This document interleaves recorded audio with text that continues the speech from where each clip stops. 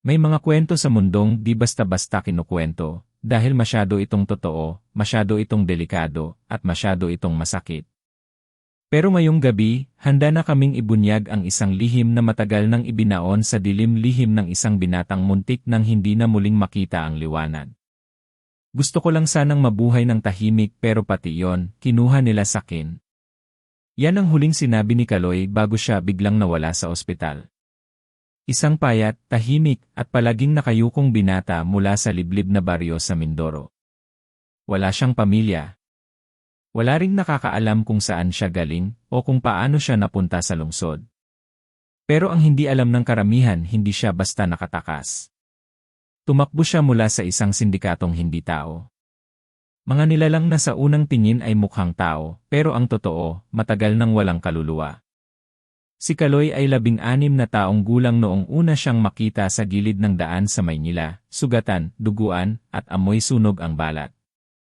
Isang ambulansya ng volunteer rescue team ang dumaan at agad siyang dinala sa ospital. Tahimik lang siya.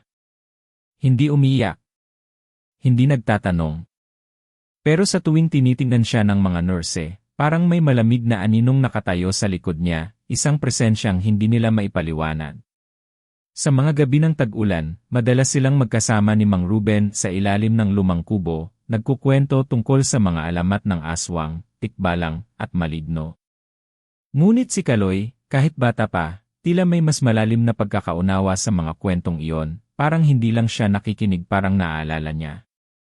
Minsang gabi, habang nangangalakal sila ni Mang Ruben sa likod ng palengke, may lumapit na lalaki na tila masyadong maputi ang balat at masyadong malamig ang titig.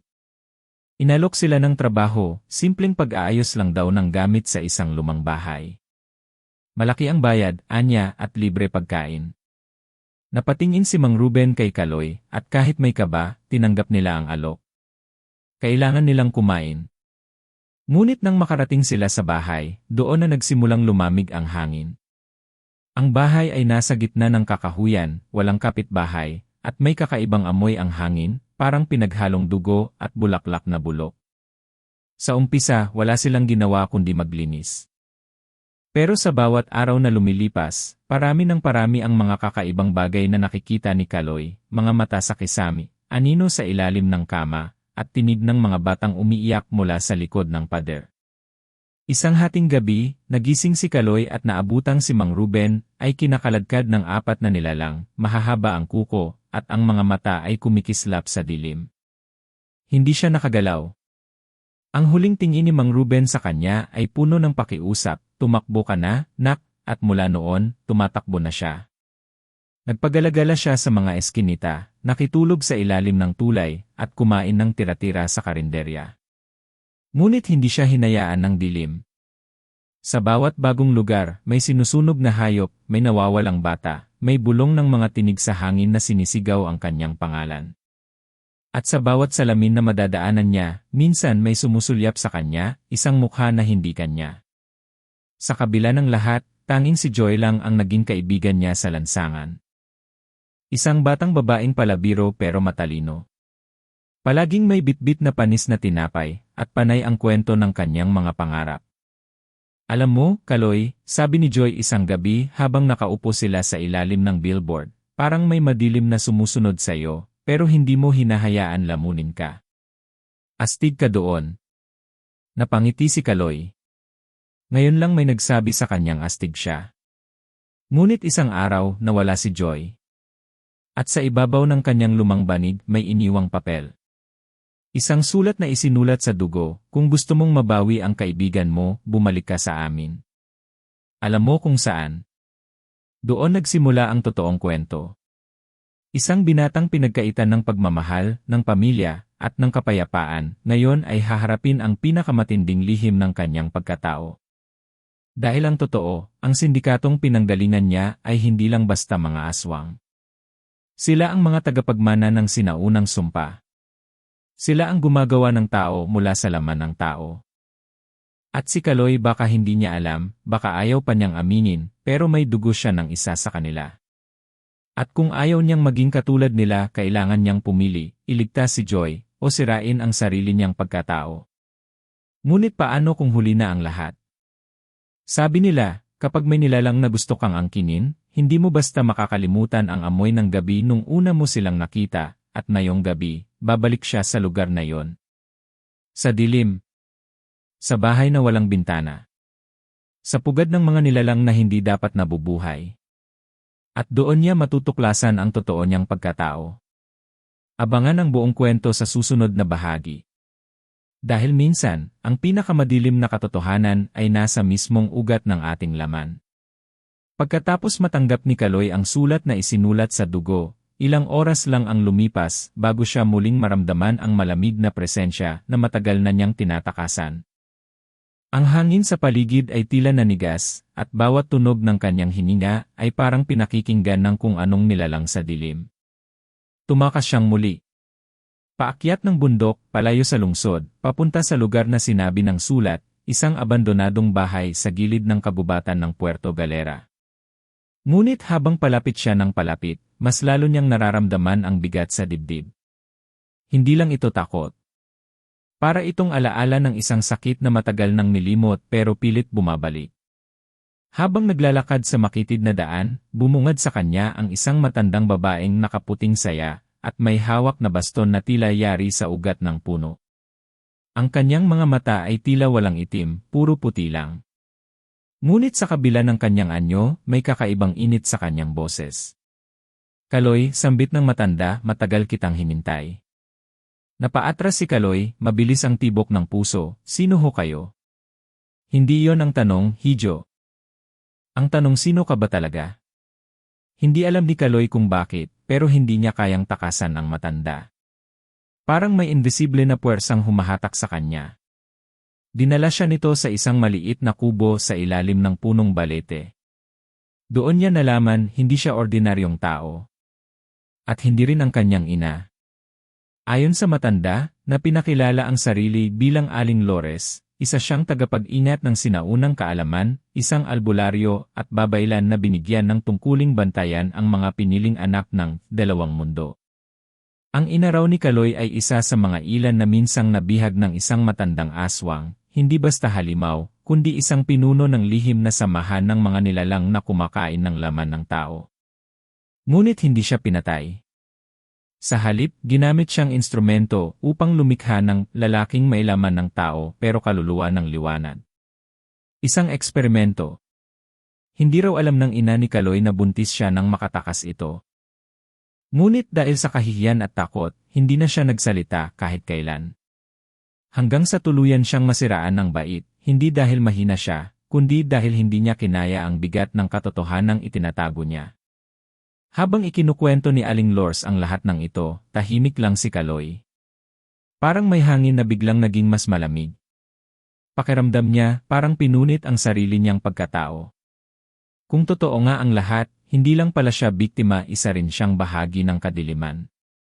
May aswang na naghahanap sa'yo, Kaloy. Hindi lang dahil gusto ka nilang ibalik. Gusto ka nilang buuin. Gusto ka nilang gawing ganap. Pero hindi pa huli ang lahat. Mula sa isang kahon na yari sa batong itim, inilabas ni Aling Lors ang isang mutya, maliit, parang itim na perlas na naglalabas ng malamlam na asul na liwanag kapag hawak niya ito. Ito ang mutyang limanlahi, anya. Tanging mga isinilang sa pagitan ng liwanag at dilim ang kayang magdala nito. Sa kamay ng tao, ito ay bato. Sa kamay ng aswang, ito ay sumpa. Pero sa kamay mo ito ay sandata. Inabot niya ang mutya kay Kaloy, ngunit tinanggihan niya ito. Ayokong maging parte ng kahit ano. Gusto ko lang ibalik si Joy. Pagkatapos, mawawala na ako. Ngunit mumiti si Aling Lors, malungkot pero may tiwala. Ang pagtakbo ay hindi laging pagtakas. Minsan, paghahanda yon. Pero darating ang oras na hindi ka na makakatakbo. Sa loob ng kubo, pinakita rin ni Aling Lores kay Kaloy ang mga sinaunang kasulatan, mga palaspas na ginamit sa lumang ritual, at isang lumang kabibe na tila may nakukulong na ingay sa loob, tunog ng dagat kahit malayo ito sa baybayin. Ito ang kabibe ng sigaw, sabi niya. Kapag binuksan mo to sa oras ng pangangailangan, maririnig ng diwata ng hangin ang iyak mo. Sa unang pagkakataon, nagtanong si Kaloy, kung may mga diwata at mutya, bakit hindi nila sinira ang mga aswang noon pa? Tumigil si Aling Lor sa pagkilos. Dahil hindi lahat ng dilim ay masama at hindi lahat ng liwanag ay totoo. May balance. At ang balance ay ikaw. Mula noon, ilang araw na nanatili si Kaloy sa kubo. Sinimulan siyang turuan ni Aling Lors ng pagdinig ng mga tunog sa hangin, pagbabasa ng anino, at pagsukat ng lakas ng loob. Ngunit hindi niya talaga tinanggap, nagpaubaya lang siya. Parang nanonood lang ng pelikula na alam niyang hindi siya kasama. Dahil sa puso niya, ayaw niyang maniwala. Ayaw niyang tanggapin. Hanggang ngayon, siya pa rin yung batang hinahanap lang ay katahimikan. Ngunit habang lumalalim ang gabi, mas lalong lumalapit ang panganib.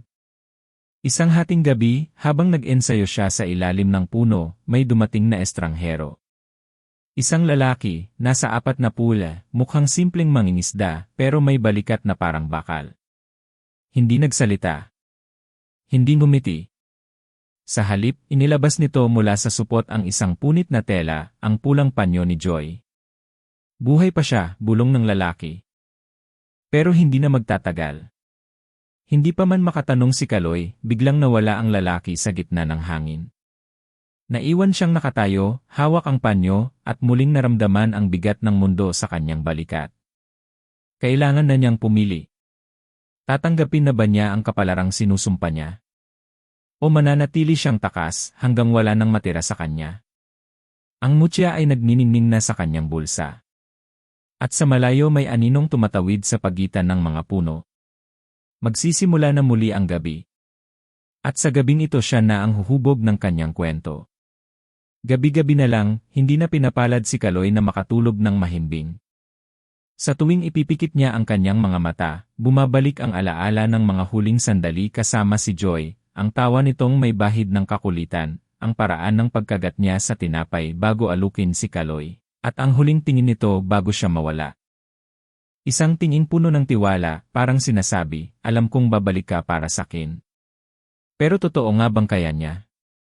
Habang nasa ilalim siya ng puno, pinipilit aralin ang paghawak sa mutya gamit ang itinuturo ni Aling Lores, hindi niya maiwasang makaramdam ng lungkot na paulit-ulit lang gumugulo sa puso niya.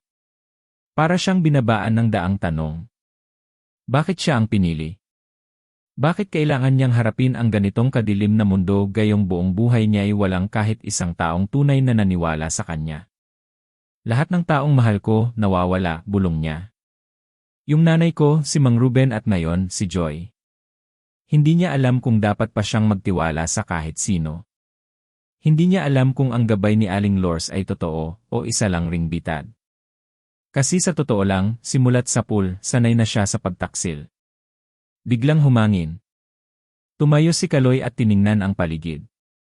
Walang tao. Tahimik ang kagubatan, masyadong tahimik. Tumingin siya sa likod, wala pa rin. Hanggang sa may marinig siyang mahihinang yabag sa tuyong dahon. Parang may bata. Marahan. Mabagal. Pabulong. Kaloy. Nanigas ang katawan niya. Hindi iyon boses ng tao. Tumakbo siya pabalik sa kubo ni Aling Lors, pero pagdating niya, wala na ang matanda. Sa mesa lang ay may iniwang isang palaspas na may bahid ng dugo at isang papel na may sulat, lumalaki na ang dilim. Magtago ka sa loob ng ilaw. Hindi niya alam kung anong ibig sabihin nun, pero ang pakiramdam niya, hindi na siya ligtas, kahit pa sa lugar na to. Habang nagtatago siya sa loob ng kubo, narinig niya ang unti-unting pagkaluskos ng mga dahon sa bubong. Kasabay nito ang tila mga kukong humahagod sa kahoy. Unti-unti. Paulit-ulit. Tapos may pabagsak na amoy, isang amoy na halos makalimutan na niya, pero biglang bumalik. Amoy ng sunog na balat at panis na dugo. Muli siyang nakaramdam ng matinding kilabot. Hindi na ito multo ng nakaraan. Totoo na ito. Handa na siyang kunin. Sinubukan niyang takpan ang sarili ng banig at huwag huminga. Ngunit hindi siya ligtas sa kanyang isipan. Muli niyang naalala ang mga mata ng kanyang ina, sa unang pagkakataon, nang saktan siya ng isang kapitbahay, hindi siya inalo. Tumingin lang ito sa kanya, malamig, parang hindi siya kilala. Naalala niya si Mang Ruben, nang minsang marinig niyang umiiyak ito mag-isa habang lasing. Patawarin mo ako, Kaloy, hindi ko dapat pinakialaman ang buhay mo, bakit lahat ng taong minahal niya ay tila may ginawang kasalanan laban sa kanya. Tumulo ang luha sa pisngi ni Kaloy. Galit, takot, at matinding pagkabigo ang sabay-sabay na lumulukob sa kanya. Pero kasabay ng pait ay may kumikislap na liwanag sa kanyang bulsa. Kinuha niya ang mutya, at sa unang pagkakataon, mainit ito sa kamay niya. Hindi na ito malamig, hindi na ito nagtatago.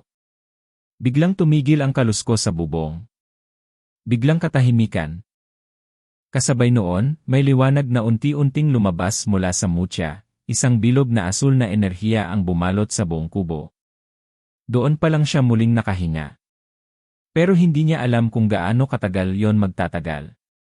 At hindi rin niya alam kung ilan ang kalaban sa labas. Kinabukasan, habang papasikat pa lang ang araw, bumalik si Aling Lors. Seryoso ang mukha nito. May bitbit siyang kulintang nagawa sa kawayan. Dumating na sila, sabi niya. Hindi na natin sila matatakasan. At hindi ka pa handa. Ngunit tumayo si Kaloy, pinunasan ang luha sa kanyang pisngi at tiningnan ng diretsyo ang matanda. Ayoko pa rin. Pero hindi ko na pwedeng takasan ang lahat. Si Joy, kailangan ko siyang hanapin. Tumango si Aling Lors. Hindi ka na ang dating Kaloy. Pero kahit anong tapang mo, hindi mo sila kayang harapin mag-isa. Hindi pa ngayon. Dinala siya ng matanda sa isang kuweba sa loob ng gubat. Dito raw nakatira ang isang nilalang na maaaring tumulong sa kanya, isang nilalang mula sa ilalim ng tubig. Isang syokoy na may paningin sa mga lugar na hindi kayang abutin ng kahit anong mata. Pagpasok nila sa kuweba, ramdam agad ni Kaloy ang bigat ng hangin. Basa ang sahig, at bawat tunog ng hakbang ay parang sinisigaw ng etyo. At doon, sa dulo ng kuweba, may isang nilalang na nakaupo sa gitna ng bilog na tubig. Asul ang balat, mahaba ang buhok, at ang mata ay parang kristal. Ako si Lumban, sambit ng syokoy. Alam ko ang hinahanap mo. At alam ko rin ang kinatatakutan mo. Napatingin si Kaloy sa kanya. Handa ka na bang makita ang buong katotohanan? Kahit masaktan ka ulit. Hindi sumagot si Kaloy. Hawak lang niya ang mutya. Tumingin siya sa liwanag nito. Sa wakas, hindi na siya tumakbo. At sa katahimikan ng kuweba, bumukas ang tubig sa gitna ng bilog. Doon nagsimula ang kanyang tunay na paghahanap, hindi lang kay Joy kundi sa sarili niyang pagkatao. Sa ilalim ng kuweba, habang dahan-dahang umiikot ang tubig sa harap ni Kaloy, unti-unti niyang nararamdaman ang lalim ng pagbabago sa paligid. Hindi na ito basta malamig na simoy. Para na itong hininga ng isang nilalang na hindi nakikita, humahaplos, sumisiksik sa bawat butas ng katawan, at tila gusto siyang lamunin buo. Tahimik lang si Lumban, ang syokoy na tagapangalaga ng tubig. Nakalublob pa rin ito sa gitna ng lawa, ang mga matang kristal ay nakatitig lang kay Kaloy, para bang binabasa ang laman ng kanyang kaluluwa. Sa bawat patak ng tubig mula sa kisam ng kuweba, may tunog na parang tuktok ng kampana, babala ng isang bagay na palapit na. Malapit na sila, sabi ni Lumban, halos pabulong lang. Hindi lang sila basta humahabol, pinapalibutan ka na. Napayuko si Kaloy, pinisil ang mutya sa kanyang palad. Ramdam niya ang kirot sa dibdib, pero hindi niya alam kung ito ay takot o lungkot. Simula pa lang, wala naman siyang gusto kundi katahimikan. Isang simpleng buhay. Pero ngayon, parang siya pa ang susi sa isang digmaang hindi niya pinili. Paano kung hindi ko kaya, mahinang tanong niya. Paano kung ako ang dahilan kung bakit tuluyang lumala ang lahat? Mula sa likod niya, isang kamay ang marahang humawak sa balikat niya. Si Aling Lors. Kasama na niyang muli ang matanda, pero sa mga mata nito, kita ang lungkot at pag-aalala. Lahat ng may kakayahan ay may dahilan kung bakit sila binigyan. Pero hindi lahat ng may kakayahan ay handang gamitin yon, sabi ni Aling Lors. Ang tanong, Kaloy, hindi kung kaya mo kundi kung pipiliin mo. Sumunod na gabi, lumabas sila ng kuweba para muling bumalik sa kubo. Ngunit pagdating nila roon, naabutan nilang basag ang mga gamit, kalat ang mga dahon, at may mga marka ng paa sa paligid, hindi pa tao. Ang mga kuko ay mahaba at may bahid ng itim na dugo sa pader. Hindi sila nagsalita. Pero sa tingin pa lang ni Kaloy at ni Aling Lores, pareho nilang alam na simulan na ang panggugulo. Kinabukasan, habang kinukumpuni nila ang kubo, dumating ang isang batang lalaki, basang-basa at nanginginig. Nanggaling daw siya sa kabilang baryo, at ang buong pamilya niya ay biglang nawala. Pagsapit ng madaling araw, puro sigaw at iyakan ang narinig sa paligid, at nang siya'y magising, wala na kahit sinong buhay na tao sa paligid nila. May amoy pong sunog at parang dugo, bulong ng bata. Muling kumirot ang dibdib ni Kaloy. Isa na namang inosenteng buhay ang nadamay sa kaguluhang dala ng kadilimang naghahanap sa kanya. At sa loob-loob niya, alam niyang hindi ito hihinto. Hindi habang siya'y buhay. Kaya sa gabing iyon, sinimulan na nila ang paghahanda. Gumawa si Aling Lores ng mga anting-anting mula sa balat ng punong kalumpang, nilagyan ng langis ng kamangyan, at sinabayan ng orasyon na mula pa sa sinaunang panahon. Tinuruan din niya si Kaloy kung paano gamitan ng mutya ang liwanag sa loob niya, hindi bilang sandata, kundi bilang proteksyon. Ang dilim ay hindi agad matatalo ng lakas kundi ng ilaw na totoo. At ang ilaw na yon, Kaloy, galing sa paniniwala mo sa sarili mo. Sa bawat pagsasanay, hindi lang katawan ang napapagod ni Kaloy, kundi pati puso. Madalas, bigla na lang siyang humihinto, tumitingin sa malayo, at napapaisip. Nandyan pa kaya si Joy? Buhay pa ba siya? O baka naman niloloko lang siya ng mga nilalang na gustong sirain ang huling bagay na mahalaga sa kanya. Minsang gabi, habang nagbabantay siya sa labas ng kubo, may narinig siyang mahina, parang bulong sa hangin. Pabulong, paikot-ikot, paulit-ulit. Kaloy, halika na, pagod ka na, di ba? Hayaan mo nang sila ang magdesisyon. Tapusin na natin to. Tumayo siya, nanginginig ang mga kamay. Sa kanyang harapan, sa ilalim ng liwanag ng buwan, may isang anino na unti-unting lumilitaw, isang batang babae, duguan ang damit, wala ng mukha. Joy, nanginginig ang boses ni Kaloy. Pero sa paglapit ng nilalang, nagbago ang anyo nito, naging matanda, tapos naging sanggol, tapos biglang naging si Kaloy mismo. Natatakot ka kasi alam mong ikaw ang problema. Tumakbo siya papasok sa kubo. Dali-daling sinindihan ni Aling Lores ang isa sa mga anting-anting at nawala ang anino. Pero hindi ang takot. Nanatili iyon sa dibdib niya, mas mabigat, mas malalim. Pagkalipas ng ilang araw, tuluyan nang nagdilim ang kalangitan. Wala nang mga ibong dumadaan. Wala na ring tunog ng kuliglig sa gabi. Parang lahat ng bagay sa paligid ay nagmamatsyag, naghihintay. Tila ang mundo ay humihina sa pagitan ng katahimikan at kaguluhan. Isang gabi, habang nakaupo si Kaloy sa labas ng kubo, may dumating na balita. Isa sa mga nakaligtas sa kabilang baryo ay nagsabing may nakita siyang babaeng nakakadena sa loob ng isang lumang bahay sa gitna ng bukirin. Luma, madilim, at palaging may asul na apoy sa paligid. May sumisigaw mula sa loob, sabi ng matanda. Boses ng bata.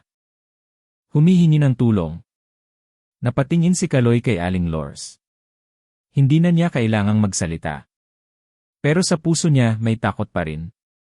Hindi takot na mamatay kundi takot na baka huli na ang lahat. At habang tinititigan niya ang mutyang nakasabit sa kanyang leg, unti-unting sumisikip ang kanyang dibdib. Dahil alam niya, ang susunod na hakbang, baka siya na ang hindi makabalik. Ang gabi ay tahimik, pero ang katahimikan ay masyado ng malakas. Parang hinihintay ka ng dilim na pumasok sa loob nito. Sa sumunod na gabi, habang abala si Kaloy sa pagpipino ng mga natutunan niyang dasal at galaw mula kay Aling Lores, may biglang dumating si Lando. Isa sa mga kabataan sa kabilang baryo na minsang natulungan ni Aling Lores noong panahon ng taggutom. Magulo ang hitsura nito, may sugat sa balikat at duguan ng palad. May sumalakay sa amin, hingal na sabi ni Lando. Mga anino, mabilis, parang hayop pero may boses ng tao, binaligtad ang buong baryo, Kuya Kaloy. Tapos may isang babaeng puti ang mata na naghahanap sayo.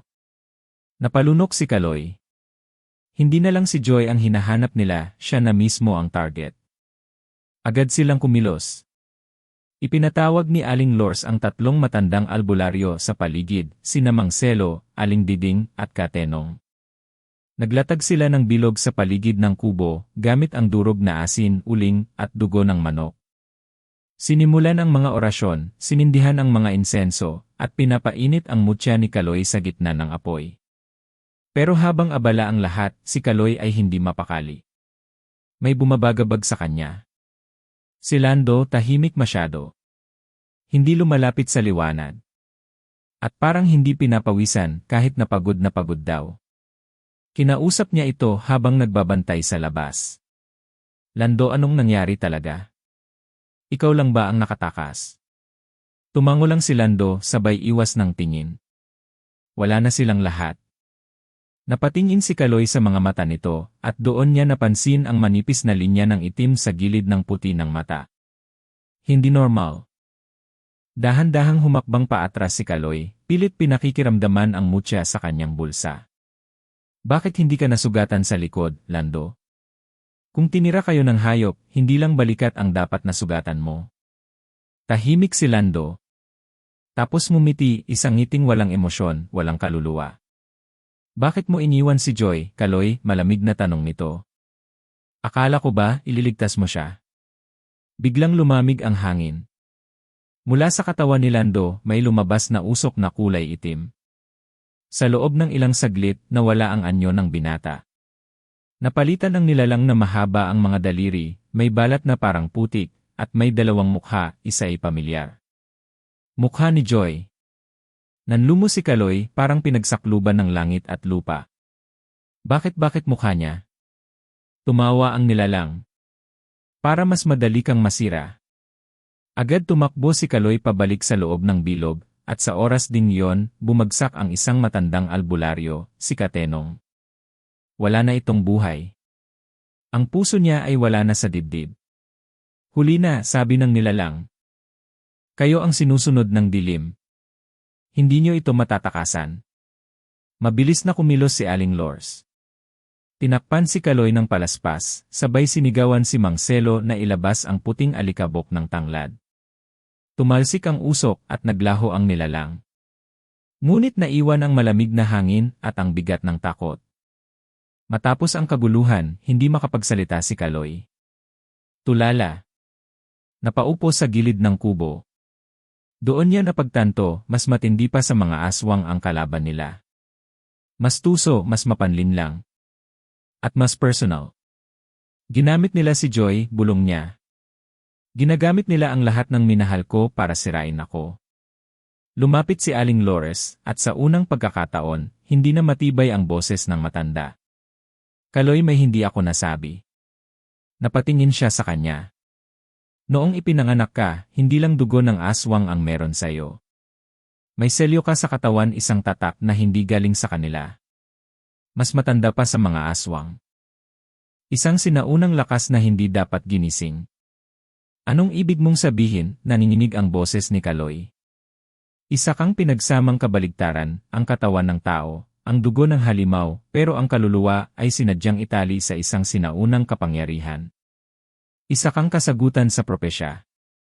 Ano ng propesya? Tahimik si Aling Lors. Huminga ng malalim. Ang nilalang na isinilang sa pagitan ng liwanag at dilim, siya rin ang pwedeng bumuhay o tuluyang sumira sa balanse. Nanahimik si Kaloy. Parang nawala ang lahat ng hangin sa paligid. Ngayon niya naunawaan kung bakit siya laging hinahanap. Kung bakit mula pagkabata, hindi siya tinanggap. At kung bakit ngayon siya ang pinakaimportanteng bahagi ng digmaan. Hindi nila ako gustong patayin, mahinang sabi niya. Gusto nila akong itulak para ako na ang tuluyang maging isa sa kanila. Sa likod ng lahat ng kaguluhan, may isang mas malalim na layunin pala ang kaaway. Hindi lang basta pumatay. Gusto nilang kunin si Kaloy, hindi lang katawan niya, kundi ang desisyon niya.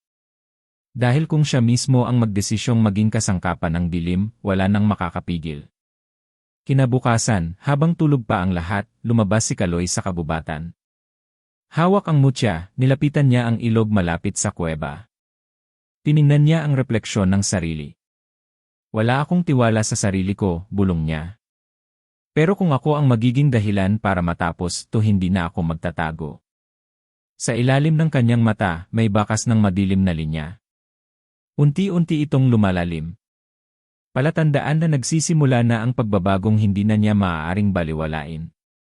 At sa di kalayuan, sa itim na ulap na nagtatago sa bundok, may mga matang nakatitig. Naghihintay. Nagbibilang ng oras. Dahil ang huling yugto ng digmaan ay hindi sa dilim magsisimula, kundi sa puso ng taong pilit lumalaban sa kung anong nakatadhana. Hindi pa man sumisikat ang araw, nanginginig na ang lupa sa paligid ng kabubatan. Ang mga ibon ay hindi na naglalakbay sa himpapawid. Ang hangin ay mabigat, parang may libo-libong mata na nakatitig mula sa kadiliman. Ramdam ni Kaloy sa kanyang buto na ito na ang sandali. Wala nang atrasan. Nakatayo siya sa gitna ng bilog na binuo ni Aling Lors at ng mga albularyong kasama nila. Nakaipit sa kanyang palad ang mutya, mainit, parang pulso ng isang buhay na bagay. Ang linya sa ilalim ng kanyang mata ay mas lumalim na, kulay abo na, halos itim, gumagapang na sa kanyang pisngi. Tandaan mo, Kaloy, bulong ni Aling Lores habang inaayos ang kanyang anting-anting, ang tunay na lakas ay hindi nakukuha sa galit, kundi sa dahilan mo para lumaban. Huwag mong hayaang kunin ng dilim ang puso mo. Tumango lang si Kaloy. Wala na siyang salita. Lahat ng nasa dibdib niya, takot, galit, pagkalito, pangungulila, ay isa ng matigas na buo sa loob niya. Hindi pa rin niya alam kung mananalo siya. Pero sigurado siyang lalaban siya. Hanggang dulo. Mula sa kabilang bahagi ng kabubatan, may kumalabog. Sunod-sunod. Para itong yapak ng nilalang na hindi dapat nabubuhay sa mundong ito. Tumigil ang hangin. Ang lupa ay gumuhit. At sa kalagitnaan ng usok, lumitaw ang pinuno ng kadiliman, isang matandang aswang na halos hindi na mukhang tao. Mahaba ang mga kuko, pilit na nilalabanan ng balat ang pagbagsak nito sa kanyang mga buto, at ang kanyang mga mata kulay abo, walang emosyon, pero punong-puno ng galit at kagutuman. Kaloy, boses nitong mababa, basag, at parang sabay na galing sa isang daang nilalang. Matagal kitang hinintay. Ikaw ang huling piraso. Sa iyo magtatapos ang paghihirap ng lahi namin o ang pagsilang ng bagong kaharian. Humakbang si Kaloy palapit. Hindi ako sa inyo. At hindi ako sa kahit na kanino. Hindi niyo ako pagmamayari.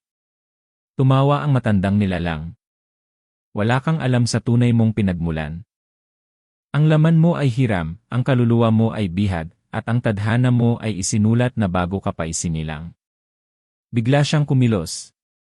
Mabilis. Mas mabilis pa sa hangin. Sa isang iglap, sinugod niya si Kaloy. Tumalsik ang lupa, pumutok ang paligid, at nagtama ang mutya sa mga kuko ng halimaw. Isang malakas na liwanag ang sumabog, at sa sandaling yon, para silang dalawa lang ang nasa mundo. Napaatras si Kaloy, nanginginig ang buong katawan. Hindi pa rin sapat ang lakas niya. Nararamdaman niyang humihina siya. Pero sa gitna ng tensyon, may narinig siyang tinig. Kaloy, mula sa gilid ng gubat, may aninong lumitaw. Si Joy. Nakatali pa rin ang mga kamay, maputla, pero buhay. Tumakbo siya kay Kaloy, umiiyak. Akala ko hindi mo na ako babalikan, pero bago pa sila magkalapit, lumitaw ang isa pang anino, si Lando, na dati akala nilang kaibigan, ngayon ay alipin na ng dilim. Hinila nito si Joy pabalik. Tumili ang dalaga. Kaloy! Tulong! Napahawak si Kaloy sa ulo niya. Pinipigilan ng mutya ang paggapang ng itim na marka sa kanyang katawan, pero sa tuwing naririnig niya ang sigaw ni Joy, lalong tumitindi ang galit niya. Lalong gumagapang ang dilim sa kanya. Isang hakbang pa baka siya na mismo ang maging halimaw. Tama na, sigaw niya. Nagliyab ang mutya. Sa tindi ng liwanag, napaatras ang mga nilalang. Sa gitna ng apoy, nakita ni Kaloy ang refleksyon ng sarili, isang bata, nag-iisa, umiiyak, hindi na intindihan kung bakit siya laging iniiwan. Hindi ako halimaw, mahinang sabi niya. Hindi ako ginawa para sirain. At sa sandaling iyon, inihagis niya ang mutya sa gitna ng bilog. Pumutok ito at lumabas ang isang ilaw na tila espiritu. Ang kabibi ni Aling Lores ay tumunog ng malakas, at mula sa hangin ay bumaba ang isang nilalang, isang diwata, may pakpak ng liwanag at boses na tila hangin sa umaga. Kaloy, sabi nito, may karapatan kang pumili. Maging dyablo ng kadiliman o maging ilaw sa gitna ng gabi. Tumingin si Kaloy kay Joy. Nakaabang.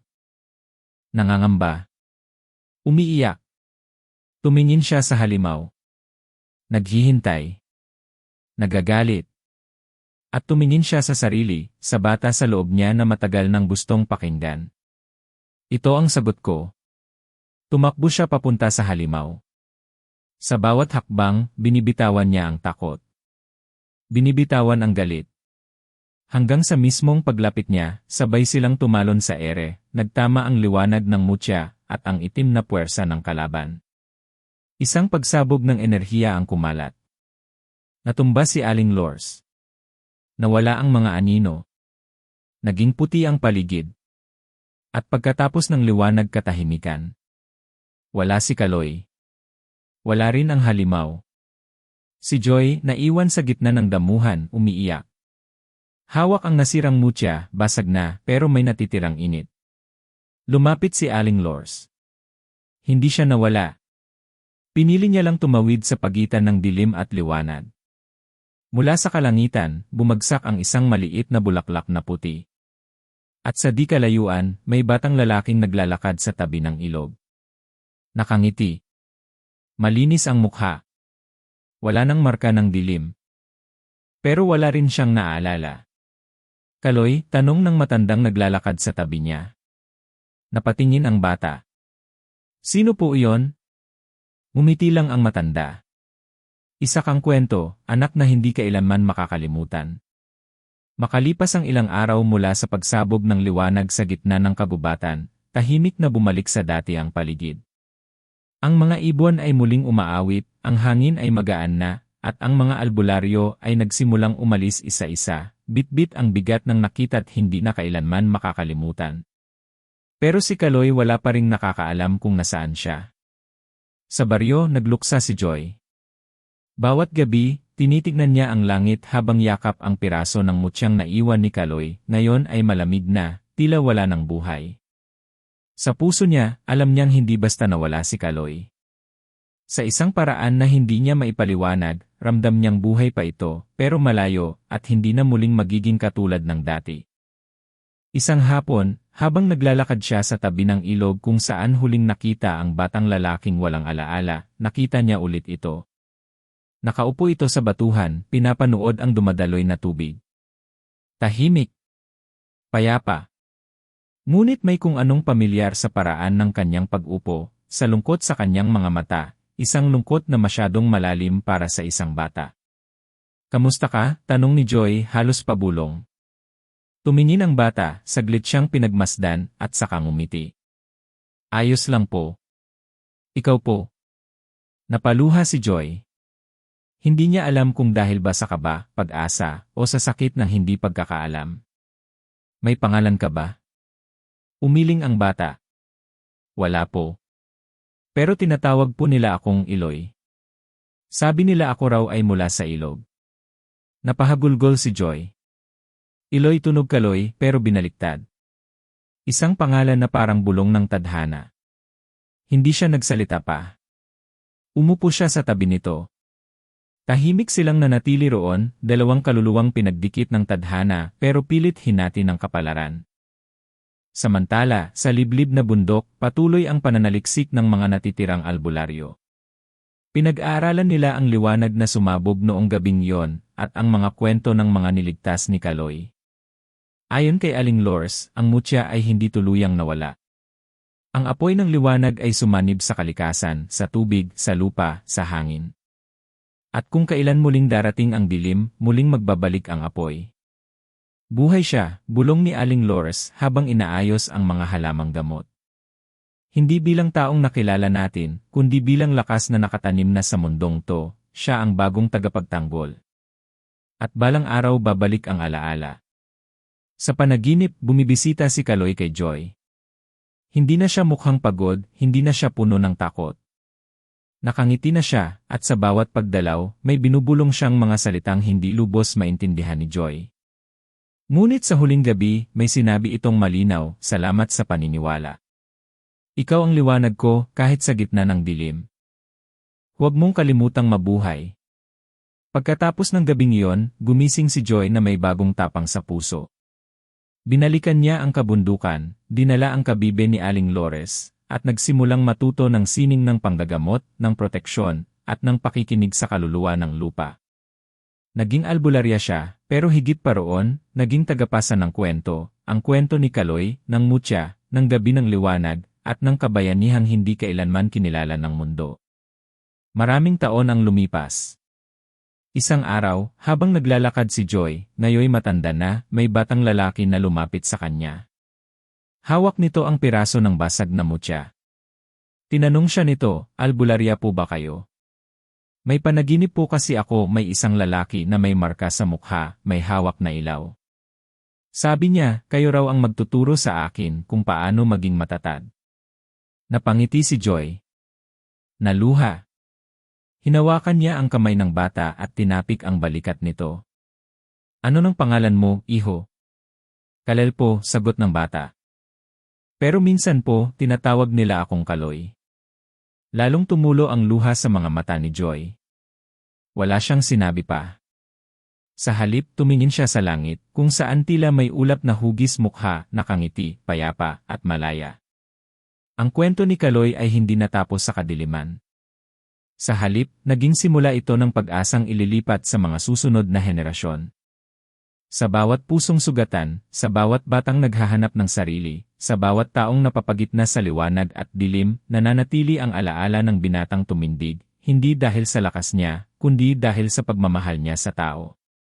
At sa bawat kwentong muling isinasalaysay sa apoy ng gabi, may isang tinig na paulit-ulit na bumubulong, hindi mo kailangang maging buo para maging bayani. Minsan, ang sirang puso ang pinakamatibay na ilaw. Wakas.